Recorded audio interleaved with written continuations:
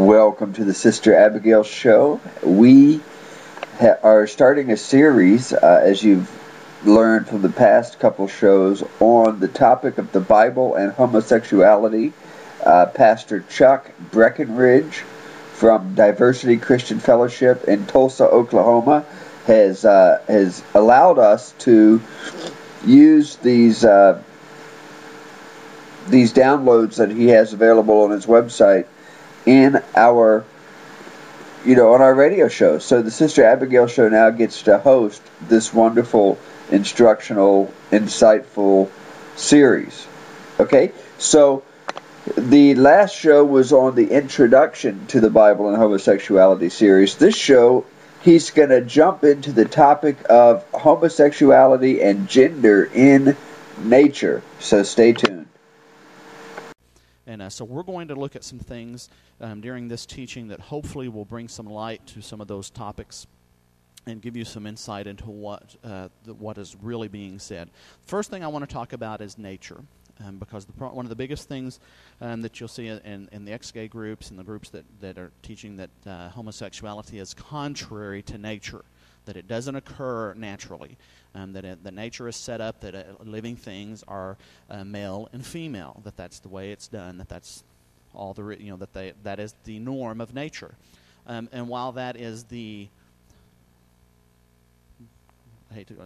word exception is not, while that is maybe the average, that is the most common, it is by no means exclusive to nature.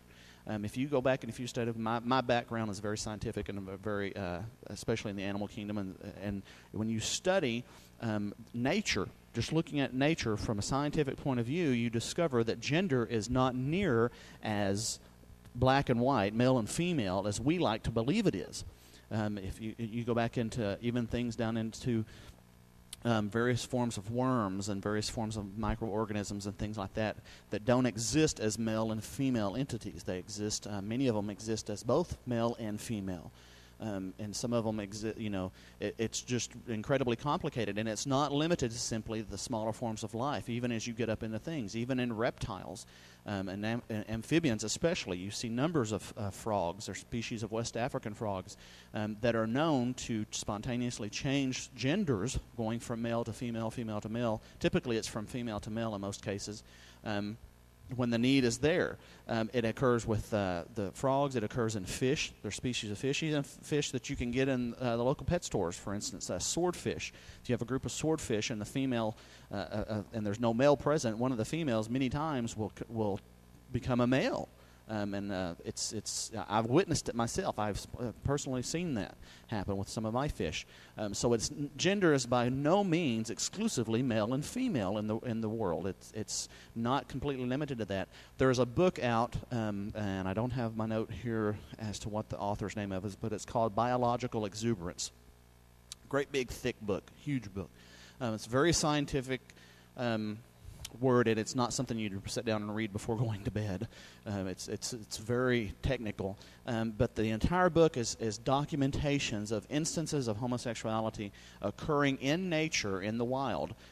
Instances, for instance, of not just insects and smaller, lower organisms, but also in primates and in other mammals, in birds. It's very, in aviculture, it's not uncommon. I have a friend who is a cockatoo breeder, and she actually has a pair of male cockatoos. She's tried pairing them with many females. They've never accepted a female. They're paired together. They go through all of the nesting behaviors, all of the copulating behaviors, all of the normal behaviors that a male-female pair will go through to breed, yet they are two males.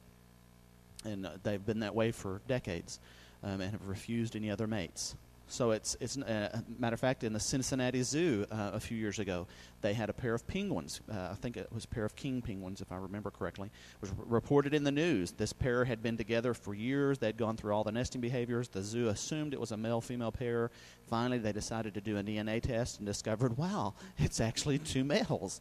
And they had been together in the enclosure for like 15 or 16 years, a long time that they had been that way. So, homosexuality is not contrary to nature. It does occur in nature. There's many documentations of that if you read some of those resources. And that biological exuberance is a good one to look at if you want to see some examples of that. And if we could go in and we could talk about a totally different other topic, but in Genesis, when God created man, He said, "I'll create him in the image of God." He created him. He said, "Male and female, He created them."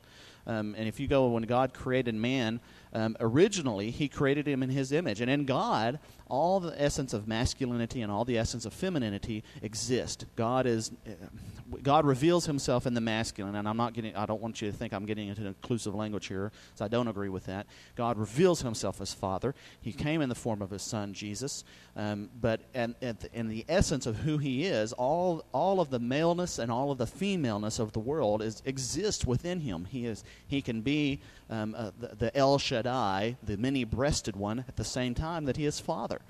So he is so when He created man, He says in the image of He said, "I'll create them in my image," and it says male and female created He them, and then it tells us in chapter 2 of Genesis that He actually then went and He took woman out of man. So when man was originally created, he was created to be both male and female.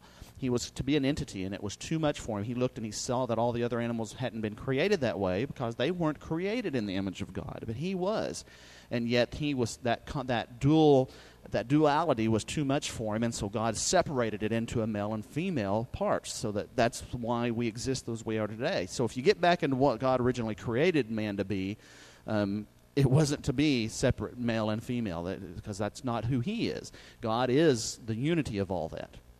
And that's a whole other teaching we don't have time to get into today.